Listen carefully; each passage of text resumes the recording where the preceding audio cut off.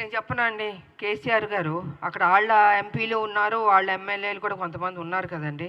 ఇలాగే ప్రెస్లో చెప్పించే వాస్తవాల్ని కప్పిపుచ్చి అవాస్తవాల్ని ముందుకు తీసుకొస్తున్నాడండి కేసీఆర్.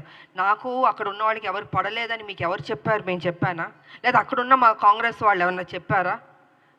ఎవరు చెప్పలే కదండి. ఇప్పుడు ఎమ్మెల్సీ ఇచ్చినందుకు కూడా ఏంటి ఏంటి ఏంటని ఆయన కదా స్ప్రెడ్ చేస్తున్నాడు. ఆయన కదా ఈ రకంగా మాట్లాడుతున్నాడని మీకు తెలీదా అండి? మీ మీడియా సోదరులకు తెలీదా? నేనేం పని చేశానని 1998 నుంచి నేను పనిచేసింది తెలీదా? 28 ఏళ్ళు ఎలాగా పనిచేశానండి?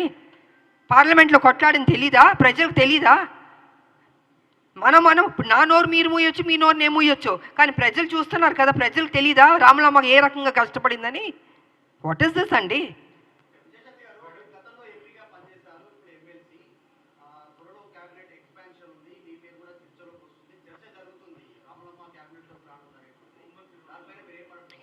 సార్ నాకు అది తెలియదండి, నాకు నిజంగా తెలీదు. నాకు హైకమాండ్ ఈ బాధ్యత ఇచ్చింది.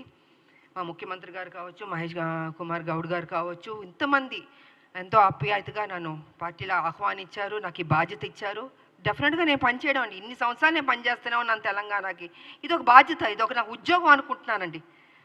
వేరే ఇంక నేనేం అనుకోవట్లేదు. ఈ ఉద్యోగానికి ప్రతిపక్షాల నోర్లు ముయించాలి, వాళ్ళు చేసిన తప్పుల్ని ప్రజలకు తెలియజేయాలి, ఏ రకంగా లూటీ చేశారో అది బట్టబయలు చేయాలన్నదే నేను కోరుకుంటున్నాను. అంతకంటే నా మైండ్లో ఏమీ లేదు అసలు.